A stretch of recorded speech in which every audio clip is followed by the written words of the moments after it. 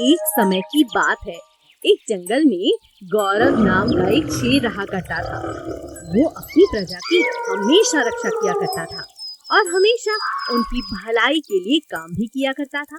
पास के जंगल में रहने वाला मिंकू बाघ शेर के जंगल पर हमेशा आक्रमण करने की कोशिश किया करता था। एक दिन उसने गौरव के जंगल में रहने वाली एक बंदर को मार दिया।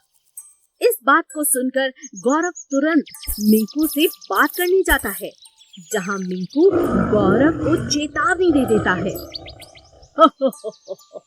अरे ओ शेर, सुन गौरव, तुम अपने जंगल को मुझे सौंप दो। मैं फिर कभी तुम्हारे जानवरों को नहीं मारूंगा।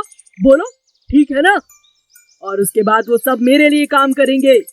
मिंकू की ये बात सुनकर गौरव शेर को अपनी प्रजा की बहुत चिंता होने लगती है। वो मदद मांगने के लिए अपने दोस्त के पास नदी पार के एक जंगल में जाता है। मिंकू बाघ शेर को नदी पार करते देख जंगल में ऐलान कर देता है। देखा तुम सबने, तुम्हारा राजा शेर मेरी जरा सी धमकी से कैसे डर गया और नदी पार करके भाग गया। मिंकू तुरंत भागकर नदी के पास गौरव शेर के पास जाता है और उससे कहता है, अपनी ही प्रजा को छोड़ के भीगी बिल्ली की तरह भाग रहे हो। अब तो तुम्हें मार कर ही रहूंगा। इस जंगल पर तुम राज करने योग्य ही नहीं हो। मिंकू गौरव पर चढ़ जाता है, उस पर आक्रमण करता है, उसे नदी में फेंक देता है। कई साल बीत जाते हैं। मिंकू बाघ कई सालों तक उस जंगल में रहता है और प्रजा को सताता है। और अब गौरव का बेटा भी बड़ा हो जाता है। एक दिन गौरव शेर का दोस्त चीता उससे मिलने आता है और कहता है, बेटा, तुम्हारे पिता इस जंगल को छोड़कर नहीं जाना चाहते थे।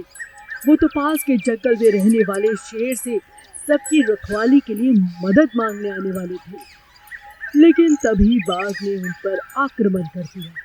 चीते की बात सुनकर शेर का बेटा उनसे कहता है, क्या कह रहे हैं अंकल आप? हम सब तो अभी तक अपने पिता को दोषी मान रहे थे कि उन्होंने हमें जंगल में अकेला छोड़ दिया। हाँ बेटा, यही सच है, लेकिन तुम अब उस शेर के पास जाकर अपने पापा के सपने पूरे कर सकते हो और उस धोखेबाज बाघ को उसकी गद्दी से हटा सकते हो। गौरव का बेटा यह सुनकर तुरंत दूसरे जंगल जाता है। रास्ते में थोड़ा भटक जाने पर उसे एक हिरन मिलता है, जो उसे कुछ फल और सहायता देने के लिए मान जाता है। हिरन के घर के पास ही उसे अपने पापा मिल जाते हैं। वो अपने पापा को देखकर भी बहुत हैरान हो जाता है। तो हिरन उसे बताता है कि उसने ही उन्हें पानी में डूबने से बचाया था और उनका इलाज किया था। अब वो बिल्कुल ठीक है। जब गौरव अपने बेटे को देखता है तो बहुत खुश होता है। तब गौरव शेर का बेटा उसे बाघ के सारे कारनामों के बारे में खबर देता है। गौरव के दोस्त के पास जाकर उनकी सेना की मदद से मिंकू बाघ को हटा देते हैं, उसे मार डालते हैं और खुशी खुशी एक बार फिर से अपने जंगल में हंसी खुशी रहते हैं। एक दिन जंगल से एक हिरन टहलते टहलते न जाने किस रास्ते पर भटक गया और किसी दूसरे ही जंगल में जा पहुंचा। वो खुद भी हैरान हो गया कि वो कहाँ आ गया है। चलते चलते उसे रास्ते में एक बारहसिंघा मिला, जो देखते ही समझ गया कि हिरन उस जंगल में नया है। तुम तो इस जंगल के नहीं हो, तुम यहाँ कैसे आए? हाँ भाई, मैं अपने जंगल का रास्ता भटक गया हूँ और वहीं वापस जाने का रास्ता ढूंढ रहा हूँ। ओह, ऐसी बात है। फिर तो तुम बहुत बड़ी गलती कर रहे हो। इस जंगल में बहुत से जंगली जानवर हैं जो दूसरों को मारकर खा जाते हैं। अगर किसी ने तुम्हें देख लिया तो बहुत बड़ी दिक्कत में पड़ जाओगे। ऐसा कहकर बारहसिंघा वहाँ से चला गया और हिरन समझा, यूं ही मुझे डरा रहा है। ये जंगल मुझे बहुत अच्छा लग रहा है। इसे पूरा घूमकर ही अपने जंगल वापस जाऊंगा। चलते चलते अचानक उसका पैर सोए हुए शेर की पूंछ पर जा पड़ा। शेर ने हिरन को देख लिया और जोर से गुर्राया,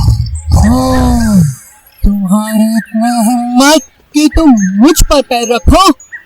डर के मारे हिरन की जान सूख चुकी थी। हिरन बड़ी तेजी से दूसरी ओर अपनी जान बचाकर भागने लगा। शेर भी उसके पीछे भागा।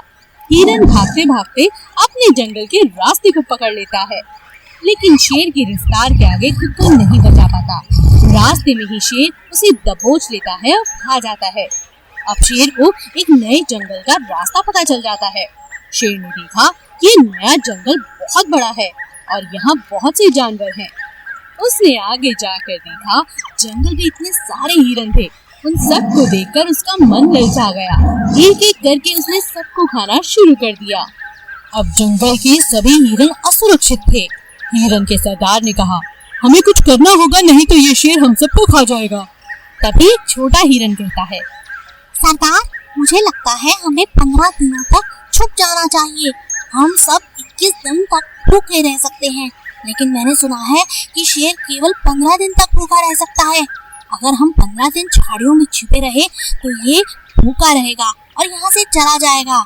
सभी उस बच्चे की बात को मान लेते हैं और 15 दिनों तक झाड़ियों में छुपे रहते हैं। जब 15 दिनों तक शेर को कोई हिरन नहीं मिलता तो वो अपने जंगल वापस लौट जाता है। सभी हिरन उस छोटे नन्हे हिरन की बहुत तारीफ करते हैं। अरे वाह, तुमने हम सबको बचा लिया, तुम्हारी तरकीब बहुत अच्छी थी।